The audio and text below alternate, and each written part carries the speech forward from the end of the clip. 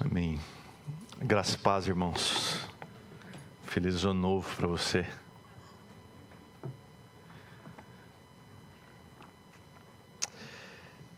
Irmãos, eu queria começar esse novo ano repetindo algumas coisas aqui que a Hélida e o Roberto falaram, né? Porque, de fato, o novo ano, ele começa, todo novo ano, né? Começa e a gente vai fazendo essas tais resoluções. A gente promete um monte de coisa para a gente mesmo, não é verdade? A gente diz para a gente mesmo que nós vamos mudar uma série de coisas e quando a gente chega lá para fevereiro, a gente já percebe que muito provavelmente as coisas vão continuar meio que iguais.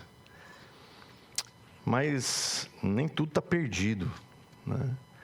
A gente pode pensar de que essas resoluções, elas, na verdade, elas nos impulsionam, nos encorajam para começar um novo ano. E muitas vezes mesmo, a gente percebe que a gente nada mais precisa do que um empenho mesmo, força de vontade. E faço as minhas, as palavras do Roberto, quando ele encorajou a gente a fazer uma nova resolução. E aí eu quero propor para você, para que a gente faça isso como igreja, de que seja um ano novo, um ano em que eu e você juntos busquemos mais a Deus. E buscar mais a Deus necessariamente passa pela leitura bíblica, obviamente. Não tem como você buscar a Deus sem a leitura bíblica e sem oração. Não tem jeito. E quando eu e você buscamos mais a Deus, adivinha o que acontece? A gente encontra. A gente encontra Deus. A sua palavra diz que nós devemos buscá-lo enquanto ainda se pode achar. Então dá tempo, irmãos. Ainda dá tempo. Então eu queria propor para você essa jornada de agora em diante, 52 domingos, em que nós vamos estar aqui todo domingo, abrindo a palavra de Deus e meditando sobre ela. Mas que não fique só nesses 52 domingos, mas que seja uma rotina nossa, um hábito de vida, a busca por Deus, o desejo de conhecê-lo mais pela tua palavra, pela sua palavra e pela oração. Então a minha proposta hoje é que a gente faça aqui juntos essa resolução, essa promessa como igreja, de que nós vamos buscar mais a Deus. Estão comigo? Amém. Então vamos. Começa hoje. Nesse ano especificamente a gente vai ter muito desafio, né? É um ano difícil. A gente vai ter, por exemplo, eleições. E a julgar das últimas, quando tem eleições, as coisas ficam meio tensas. E é aí que a gente entra, irmãos. Como? Orando, clamando a Deus pela graça e pela misericórdia dEle. Não fazendo piquete, não fazendo campanha para candidato A ou B, mas orando, proclamando a sua palavra. Essa é a nossa função como igreja, orar, para que Deus traga um governante ou governantes, né, para esse país, que façam o bem para esse país. Mas pensando sobre o tema do sermão de hoje, que está ali, aviva a tua obra, eu fiquei durante a semana toda meditando num versículo só, Abacuque 3:2. Não é o que nós vamos conversar hoje aqui, mas eu fiquei meditando nesse tema, porque é uma oração de Abacuque. Abacuque no capítulo 1 e no capítulo 2, ele fica se queixando com Deus. E Deus vem e traz uma resposta para ele. Porque Abacuque estava vivendo um período de muita prova, de muito sofrimento, porque o seu povo vinha sendo assolado. Já tinha a invasão da Síria e num futuro bem próximo haveria a invasão da Babilônia. E Deus, usando o profeta Abacuque, estava dizendo: eu vou trazer juízo para o meu povo. E Abacuque tentava argumentar com Deus. Você imagina se Deus viesse para você hoje e falasse de forma audível para você: olha, eu vou trazer juízo para o Brasil. Uma nação mais poderosa vai invadir esse país e vai levar vocês cativos. Fala isso para o meu povo. Você imagina que isso seria uma notícia fácil de dar? Abacuque sofreu. E aí no capítulo 3 ele faz uma oração, porque ele já estava convencido de que o melhor para o seu povo era de fato a ação de Deus. Então ele vinha argumentando com Deus no capítulo 1 e no capítulo 2, e no capítulo 3 ele faz uma oração de entrega. A oração em forma de hino, uma oração em forma de canto. E no versículo 3 ele diz assim: Senhor, tenho ouvido a tua fama e me sinto alarmado. Ele sabe com quem ele está lidando. O tenho ouvido a tua fama aqui, eu sei do que o Senhor é capaz. Eu tenho ouvido aqui dos teus feitos, e só de ouvir falar nos teus feitos eu fico com medo. Eu fico alarmado, eu tô temeroso. Ele diz isso na oração dele aqui. E ele diz assim: eu me sinto alarmado, mas aviva a tua obra, ó Senhor, no decorrer dos anos e no decurso dos anos. Faze-a conhecida, faz a tua obra conhecida. E aí, no final do versículo 2, ele diz assim: na tua ira, lembra-te da misericórdia. O Abacuque, ele sabia do que Deus era capaz, ele sabia de que viria algo grave para a nação e sobre ele também. E ele está dizendo assim: Deus, na tua ira, se lembra da misericórdia, sabendo que as misericórdias do Senhor são a causa de não sermos consumidos. E a misericórdia do Senhor se renova toda manhã. E a misericórdia do Senhor dura para sempre.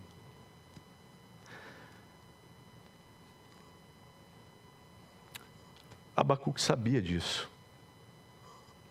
E ele é capaz de dizer, lá no final da oração dele, coisas do tipo, ele diz assim,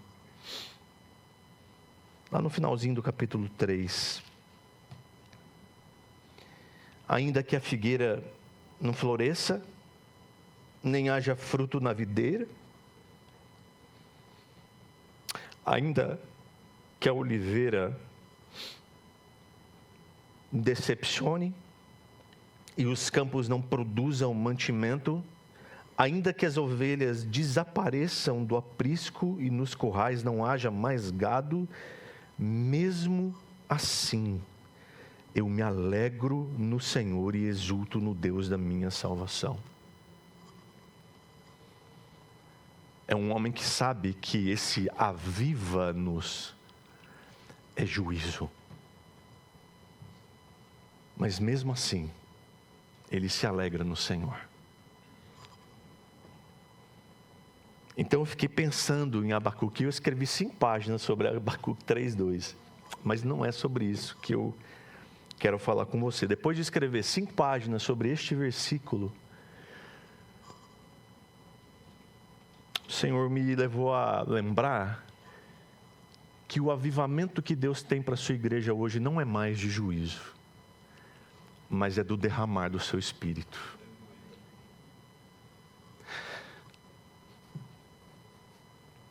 Você tem ideia disso, irmãos?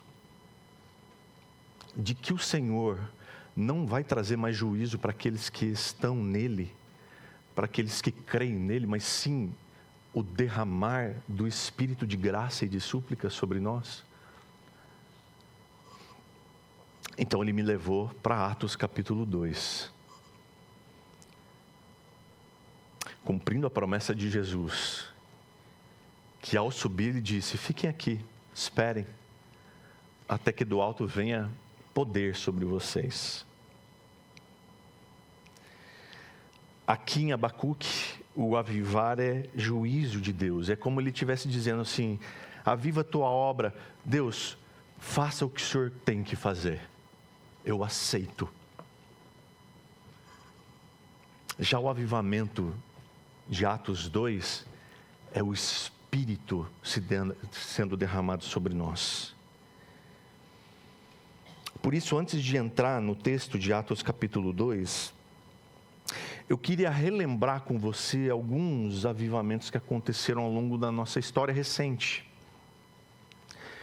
E de como isso impactou o mundo, e impactou os lugares onde esses avivamentos aconteceram. O primeiro deles que eu quero lembrar é um avivamento que aconteceu em 1727, o avivamento morávio. Aconteceu na Alemanha e aconteceu um líder que estava à frente desse movimento, chamava-se Conde Zinzendorf. Diz a história que depois de um período de conflitos, mais uma vez aqui, o conflito acontecendo, a angústia acontecendo, o sofrimento acontecendo, conflitos entre refugiados religiosos, veio o Espírito Santo sobre um grupo de pessoas durante uma reunião, durante um momento de comunhão desses irmãos. O resultado é que eles iniciaram uma vigília que durou sabe quanto tempo? 100 anos. Uma vigília de 100 anos. Todos os dias, 24 horas por dia. 100 anos. Imagina isso, irmãos. Uma reunião de oração que começa aqui, como nós temos a nossa reunião de quinta-feira, às 19 horas, e ela só vai acabar daqui 100 anos. E esse movimento gerou um movimento missionário que enviou cristãos para lugares mais remotos do mundo. Pessoas não se contentavam em ficar ali naquela reunião de oração, mas foram para o mundo pregar o Evangelho. O segundo que eu quero destacar aqui aconteceu em 1730 e foi até 1740, que é chamado de o primeiro grande despertar, que aconteceu na Grã-Bretanha. E aí tem pessoas que lideraram esse movimento, como Jonathan Edwards, John Wesley, Whitefield, pessoas que participaram desse movimento. E a história diz que esse movimento, ele caracterizava-se por pregações muito fervorosas. John Wesley, por exemplo, subia num caixote em praça pública e pregava para 3.000 pessoas.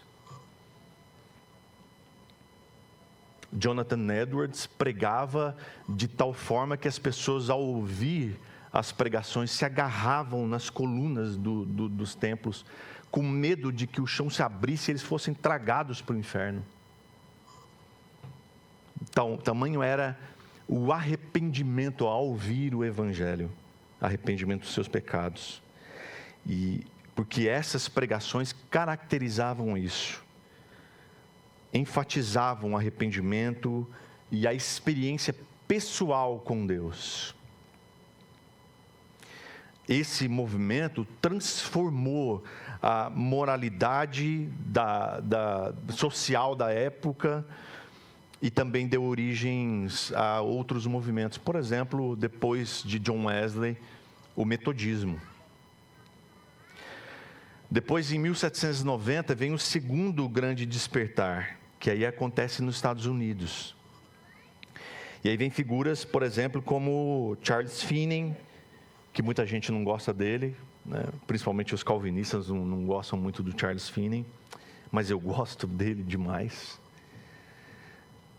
E o Dwight.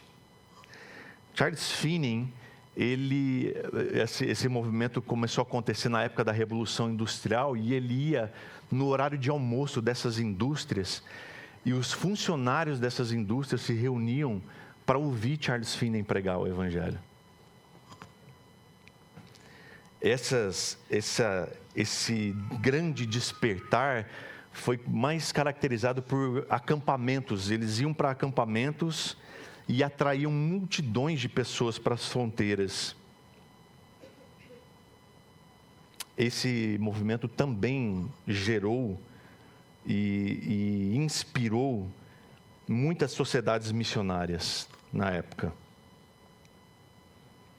Também influenciou muito os movimentos de abolição. Olha que coisa interessante. De como o Evangelho atua também nas questões sociais. Mas não, veja, não com bandeiras sendo levantadas, mas o Evangelho transformador.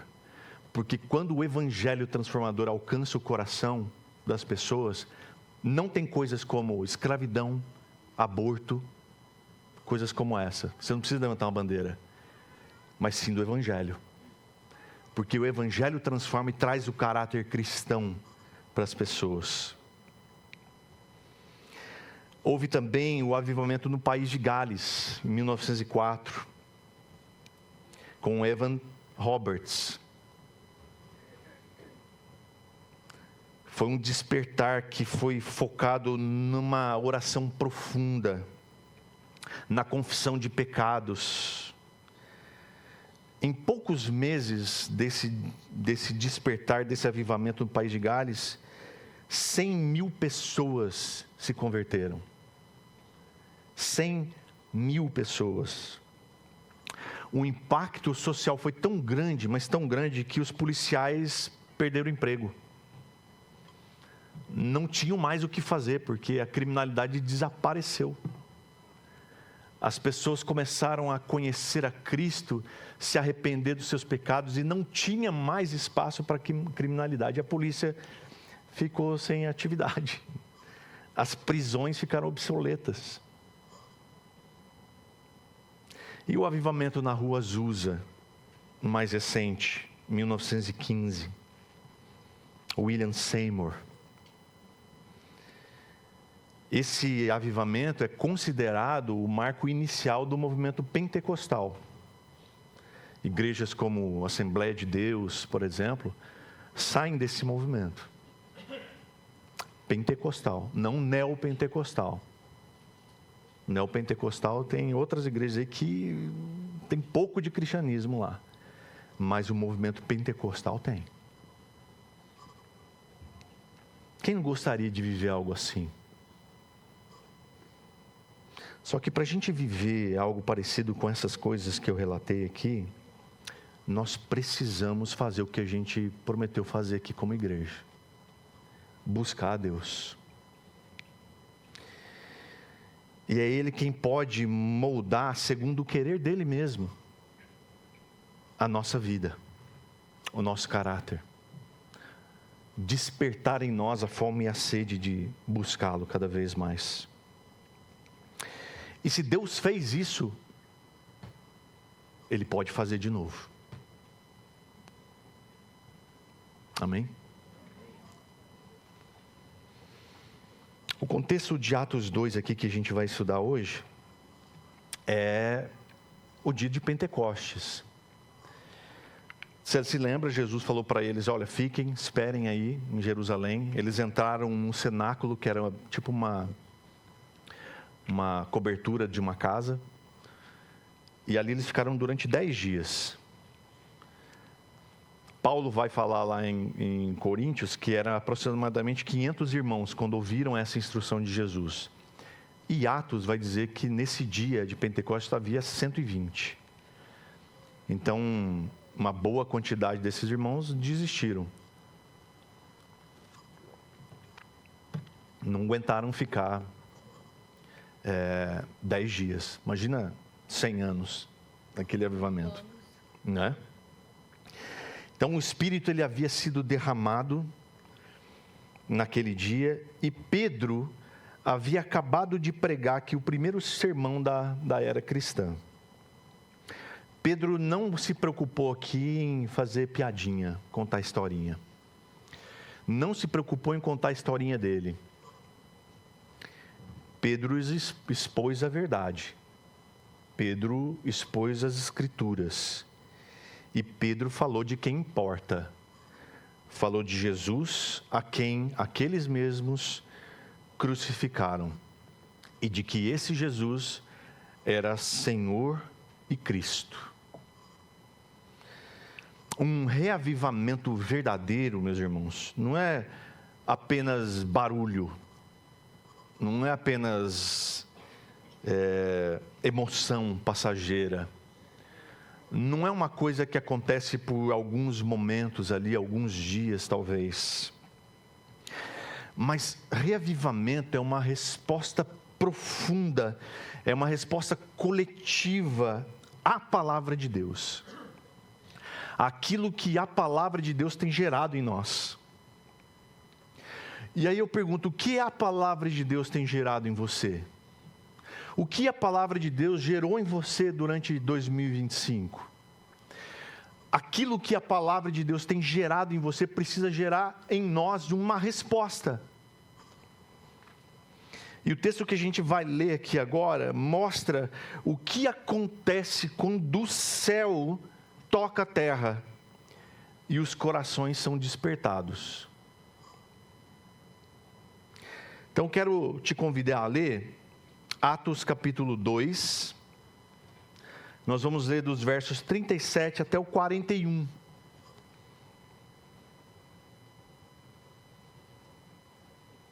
Depois do sermão de Pedro, Pedro termina o sermão e aí acontece isso daqui. Antes desse texto aqui que está na nossa parede já há quase 5 anos. Diz assim, Atos 2, 37. Quando ouviram isso, o sermão, ficaram muito comovidos e perguntaram a Pedro e aos demais apóstolos: o que faremos, irmãos?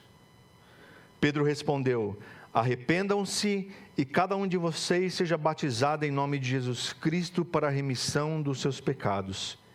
E vocês receberão o dom do Espírito Santo, porque a promessa é para vocês e para os seus filhos e para todos os que ainda estão longe, isto é, para todos aqueles que o Senhor nosso Deus chamar.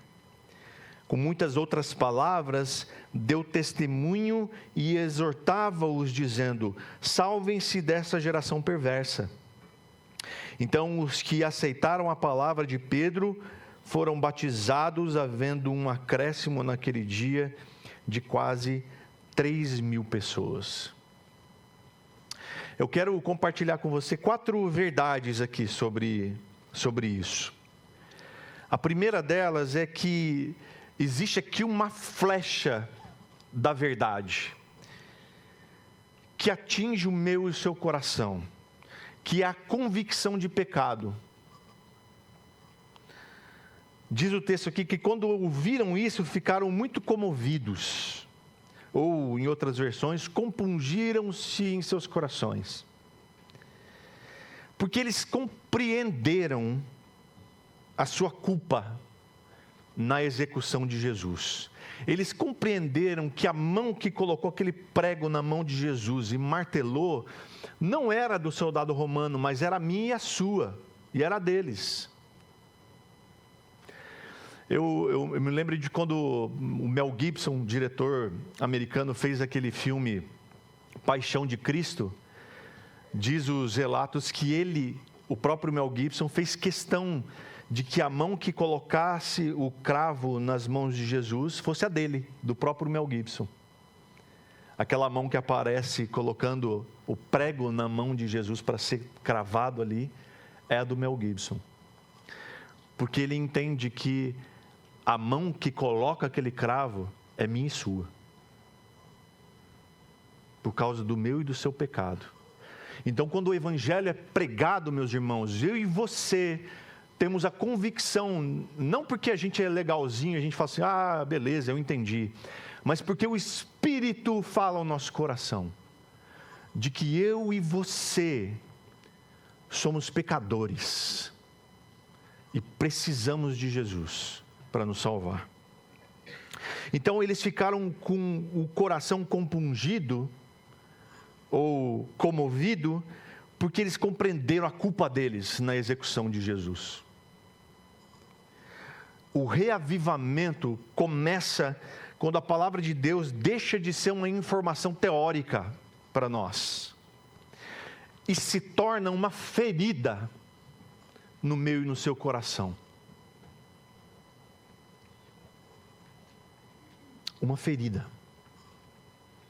A palavra grega aqui, que é traduzida por muito comovido ou compungido, dá a ideia de algo que penetra, uma coisa que pica, que atormenta a mente de uma forma profunda, de uma forma súbita.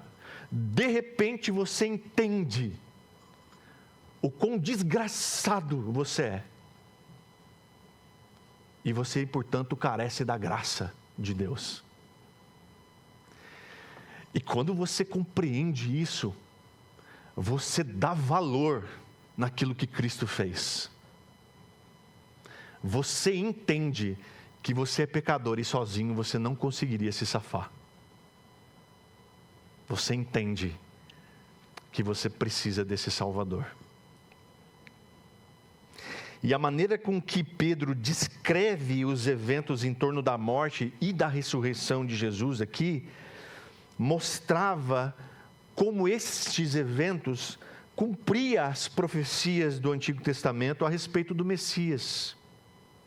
E isso deixou todo mundo convencido, deixou todo mundo com a compreensão de que aquele Cristo, morto naquela cruz, poucos dias antes, era de fato o Messias. É isso que a palavra de Deus, a pregação do Evangelho faz. No dia a dia, o reavivamento, ele começa a se manifestar quando a gente para de dar desculpas, quando a gente para de justificar os nossos erros. Ah, eu sou assim mesmo. Ah, todo mundo faz. Ah, eu fiz porque foi assim. É quando o Espírito de Deus nos confronta sobre a nossa rispidez com o nosso cônjuge. É quando o Espírito de Deus nos confronta quando a gente falta com integridade e falta com a verdade. No trabalho, em casa, nos nossos relacionamentos. É quando o Espírito de Deus nos lembra de que nós temos sido negligentes na nossa vida espiritual. A gente precisa refletir, meus irmãos. Quando foi a última vez que você sentiu o seu coração verdadeiramente compungido, comovido, por uma atitude que não reflete a Cristo? Quando foi que você sentiu em seu coração arrependimento de ser um pecador necessitado do perdão de Deus? Quando foi que você se comoveu a ponto de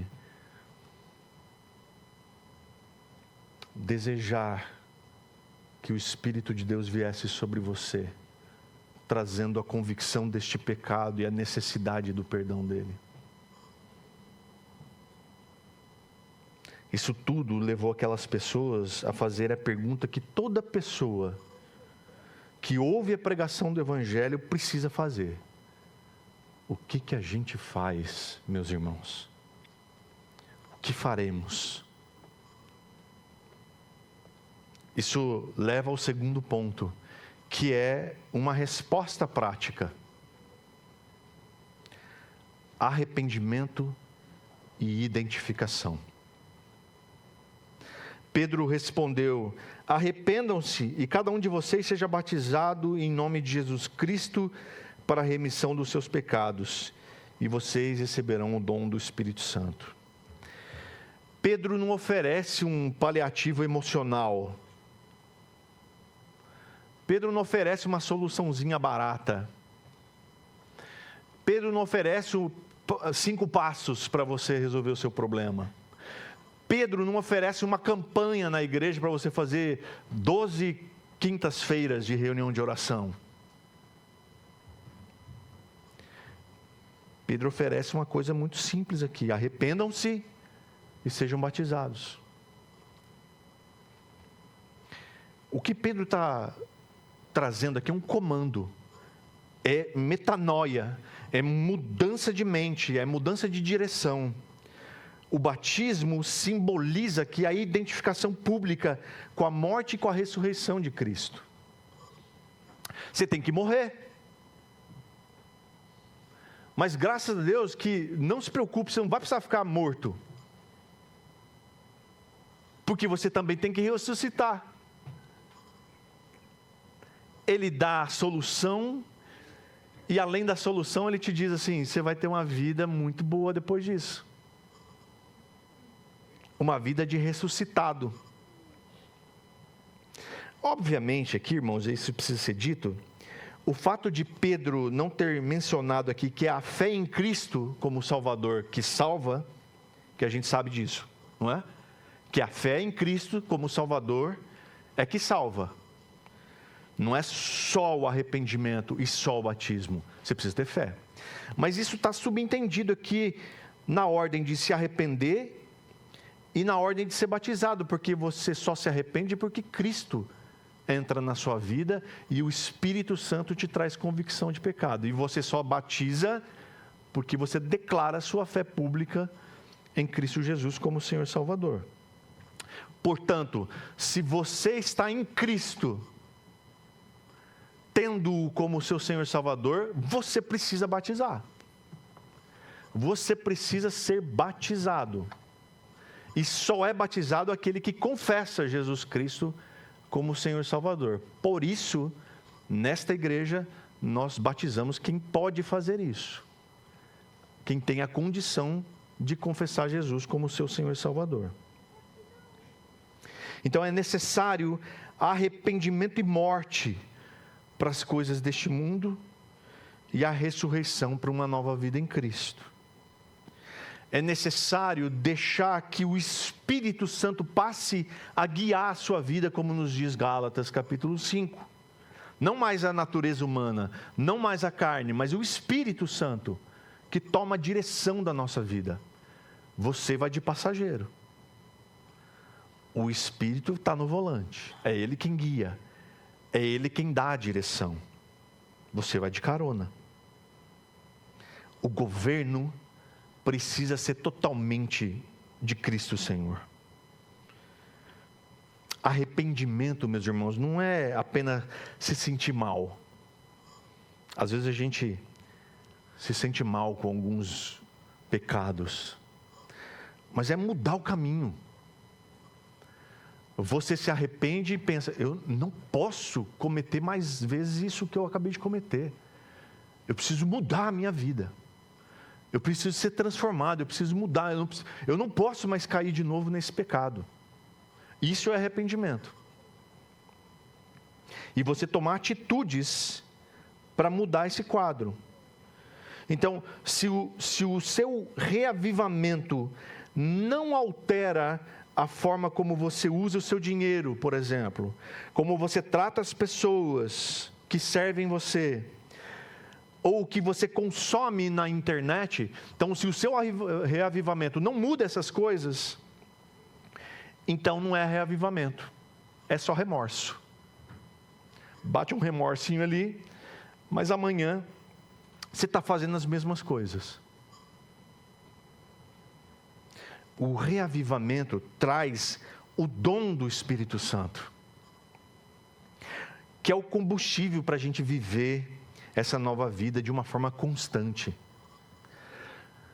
Meus irmãos, quando você declara a sua fé em Cristo Jesus, o Espírito Santo passa a habitar dentro de você. E é Ele quem vai te apontar e vai te dizer, vai por aqui, vai por ali, não faça isso. E aí vai de você obedecer ou não. O terceiro ponto, meus irmãos, é a extensão desse reavivamento. Família e próximos. Ele diz aqui, porque a promessa é para vocês e para os seus filhos. E para todos que ainda estão longe, isto é, para todos aqueles que o Senhor nosso Deus chamar. Olha que coisa tremenda e maravilhosa. Essa promessa não era apenas para os judeus que estavam ouvindo o sermão de Pedro ali. Esses que ainda estavam longe, sabe quem são? Eu e você. Pedro está falando de mim e de você aqui. Ele está falando assim, olha, essa promessa não é só mais para vocês, é para seus filhos também. E para aqueles que estão longe. Eu e você. Porque o Evangelho nos alcançou. Chegou até agora, aqui nos nossos dias. E pode chegar, meus irmãos, para os teus filhos, para o meu filho, pode chegar para o seu vizinho, pode chegar para os seus parentes, pode chegar para a sua rua, pode chegar para a sua cidade, para o seu país, como queira, pode chegar.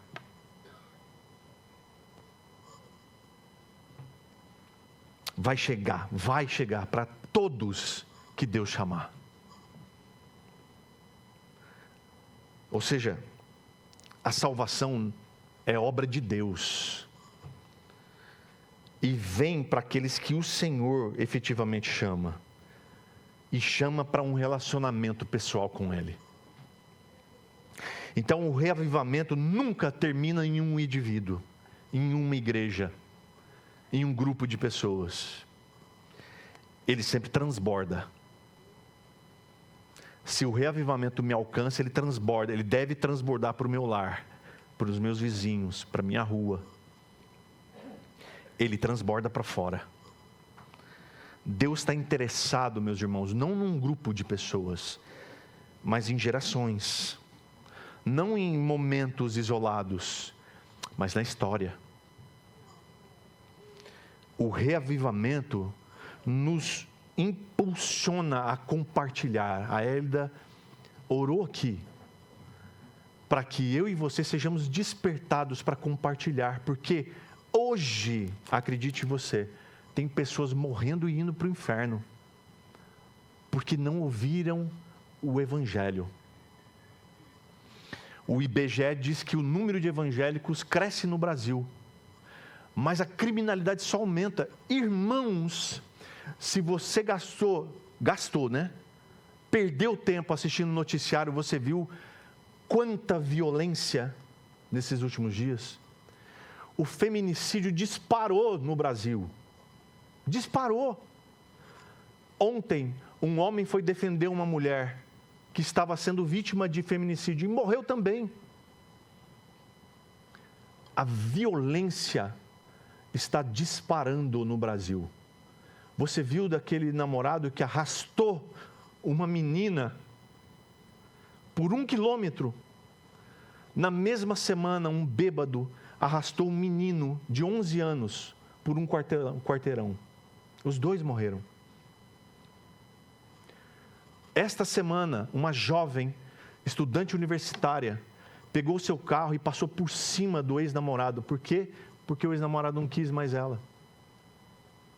Matou ele e a garupa. Ela sai do carro e vai embora a pé. O mundo está deteriorando. Por isso, eu e você precisamos ser reavivados. Eu e você precisamos que Cristo derrame sobre nós o teu Espírito. E tem que ser hoje.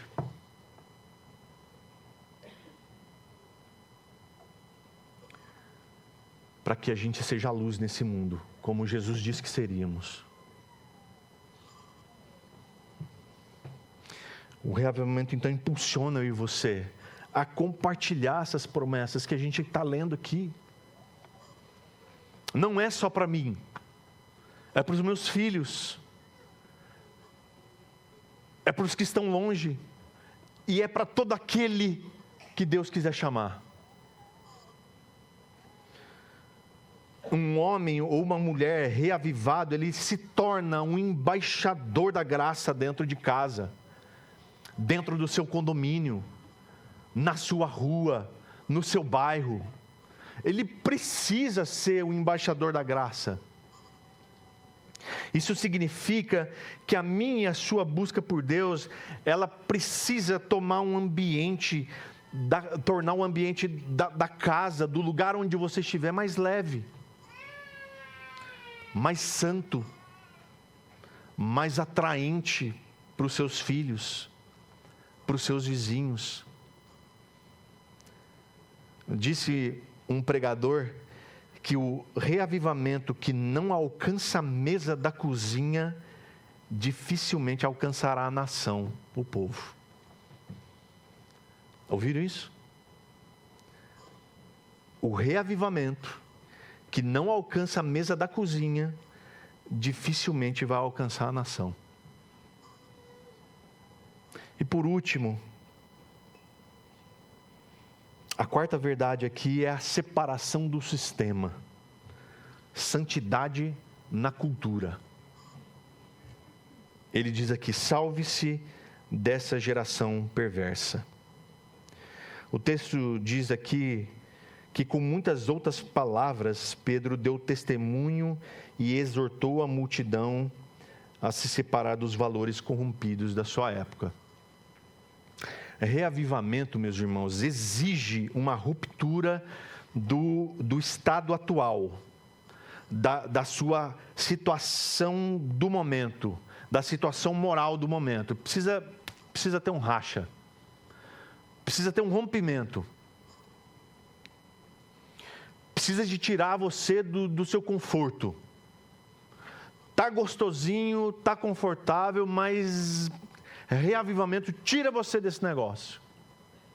Vai virar sua cabeça de cabeça para baixo, sua vida de cabeça para baixo. Eu me lembro do tempo que eu não era pastor. Era mais tranquilo. Mas eu não quero essa vida de volta.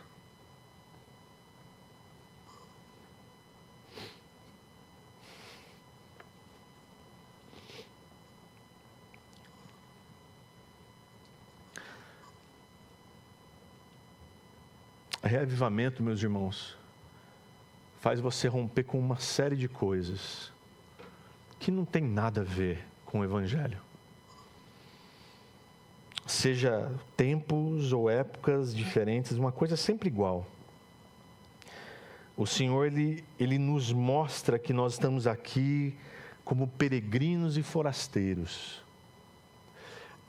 Esse mundo não é o nosso. Essa pátria não é a nossa pátria está nos céus, de onde a gente aguarda o nosso Senhor. O que quer dizer que nós precisamos estar separados do sistema. E quando a gente fala sistema, e aí é separados e não alienados, é o sistema religioso e político vigente. O que é o sistema religioso? O sistema religioso é aquele sistema que diz para mim e para você como é que eu e você devemos nos achegar a Deus, como que a gente alcança o favor de Deus, como que a gente chega em Deus. É assim que aqueles homens lá na Torre de Babel faziam. Eles vão construir uma torre. Simples, para chegar a Deus, vamos construir uma torre. E o texto diz que eles iriam conseguir. Até que vem confusão sobre eles. Então, quando o sistema religioso tem a intenção de alcançar a Deus, o que eles conseguem é confusão. Confusão. Porque eu e você não temos essa capacidade de alcançar Deus. Por isso é que Ele nos alcança. É que Ele vem. É que Ele desce. É que Ele constrói a ponte que liga Deus ao homem. Eu acho interessante, que chamam... Não é uma crítica, por favor, em nome de Jesus, entendam isso. Não é uma crítica. Talvez um pouquinho. Que a Igreja Católica chama o Papa de pontífice, que é o construtor de ponte. O único pontífice que pisou nessa terra se chama Jesus Cristo. É Ele quem construiu a ponte, que liga o homem a Deus. Ou melhor, que liga Deus ao homem. O texto bíblico nos diz que Deus estava em Cristo, reconciliando consigo o homem. Então, se tem um pontífice, é Jesus. Homem nenhum tem essa capacidade de construir pontes que o ligue a Deus. Isso é religiosidade, entendeu? Sistema religioso é o esforço humano de alcançar Deus. Esquece, não dá, não tem jeito. Porque Deus já fez esse caminho. O caminho de nos alcançar é dele e não nosso. E o sistema político é quando o homem tenta colocar o homem como seu Deus. A gente não precisa de Deus, a gente precisa de um rei. A gente precisa de um homem que faça a diferença por nós, que lute por nós, que conquiste por nós. Então, quando o reavivamento vem, meus irmãos, a gente rompe com isso, porque a gente entende que Deus é quem nos alcança e Deus é o nosso rei. E a Ele nós servimos. A gente não está alienado ao mundo, porque a gente está aqui para ser sal e luz, para influenciar a luz da palavra, não das nossas opiniões, mas da palavra. Então a gente vive em uma cultura de gratificação instantânea. A gente vive uma cultura em que o egoísmo, o relativismo impera. Ser reavivado é ter coragem de dizer não ao que o mundo aplaude. O mundo está aplaudindo, fique esperto, porque coisa boa não deve ser. E se você é um reavivado, você vai ter coragem de dizer não. Você dizer assim, não eu não quero, ou eu não posso. É você dizer assim, não, porque isso não tem nada a ver com quem eu sou em Cristo. É escolher a honestidade onde todo mundo trapaceia. É escolher a pureza onde a imoralidade é a regra. É ser um ponto de luz no meio da escuridão desse mundo. Por isso, irmãos, o texto termina dizendo aqui que quase 3.000 pessoas foram batizadas naquele dia. O reavivamento produz frutos visíveis, produz crescimento real. Se eu e você queremos mesmo, de verdade, viver um reavivamento, então a gente precisa de algumas coisas. A gente precisa de convicção, deixando a palavra agir no nosso coração, e quando a palavra age no coração, ela vai te apontar, ela vai te mostrar como um espelho nítido os seus pecados. E aí não vai adiantar você tapar os olhos e falar assim, ai não, Deus já me perdoou, glória a Deus, aleluia, ai que bom. Você vai precisar confrontar esses pecados e se arrepender deles. E criar mecanismos com a ajuda do Espírito Santo para não cair nesses pecados de novo. Você vai precisar de ação, se arrepender e mudar a direção. Com isso você vai ganhar uma missão, porque entendendo que a sua santidade vai abençoar sua família e quem estiver por perto, e as pessoas próximas. E você vai precisar de diferenciação. não se moldando aos padrões desse mundo.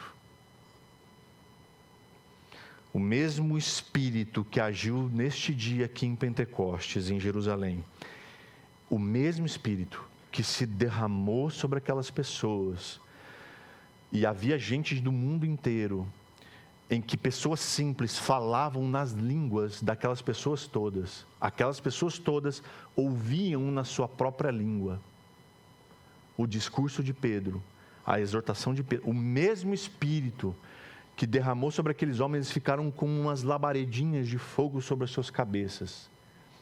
O mesmo Espírito que veio como um vento impetuoso e tomou conta daquele lugar e atraiu uma multidão para aquele lugar. O mesmo Espírito está aqui hoje. Está aqui hoje. Sobre mim e sobre você.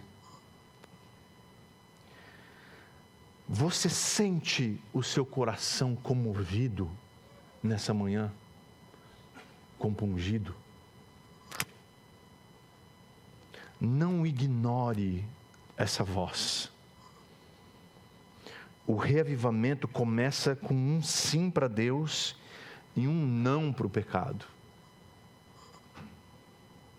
Eu convido você agora a entregar as áreas da sua vida que estão secas, para que o rio de Deus flua novamente. Pai, em nome de Jesus, Senhor, som do nosso coração nessa manhã, Deus. O mundo está tão conturbado, deteriorando. O pecado está tomando conta, Deus. Aonde a gente olha, a iniquidade tem tomado conta. Parece que o amor das pessoas esfriou. Deus, vivifica a tua igreja, Senhor. Não nos deixa, Senhor, aprisionados nesse lugar, nesse prédio. Mas vivifica-nos, Deus, para sermos aquilo que o Senhor projetou para que a gente fosse. Sal da terra, luz do mundo. Pai, em nome de Jesus, Deus, que esse seja um ano diferente para a nossa comunidade. Seja um ano em que nós sejamos vivificados pelo Senhor. Reaviva-nos, Deus. Reaviva-nos. Aquele que está frio, desanimado, reaviva, Senhor. Aquele que está afastado, reaviva, Senhor. Aquele que está com o coração endurecido, reaviva, Senhor. Aquele que está resistente à tua graça, reaviva, Senhor. Precisamos do Senhor. Deus, não nos faça subir nesse monte se a tua presença não for conosco. Deus, não nos faça viver esse ano se a tua presença não estiver conosco. Nós clamamos a ti, Deus, reaviva-nos. Reaviva essa igreja, Senhor. Oh, Pai, nós precisamos de ti, Senhor. Enche-nos, Deus, de fome e de sede por ti. Fome e sede pela tua palavra, Senhor. De modo que nós não consigamos chegar até domingo que vem sem que a gente se debruce e deguste a tua palavra como coisa vital para nós. De forma que a gente não consiga chegar até o próximo domingo sem que a gente se ajoelhe diante da tua glória, Senhor, e ore e fale com o Senhor como quem fala a um amigo. Vivifica-nos, Senhor. Reaviva-nos, Deus, em nome de Jesus. Derrama do teu Espírito sobre nós. Esse é o nosso desejo, Pai. Em nome de Jesus. Em nome de Jesus. Que o amor de Deus, nosso Pai, a graça do Filho, nosso Senhor Jesus Cristo, e a comunhão do Espírito Santo esteja sempre conosco, todos os dias da nossa vida, cada instante do nosso dia, cada respirar, cada palavra que sai da nossa boca. Em nome de Jesus. Amém, Senhor. Amém.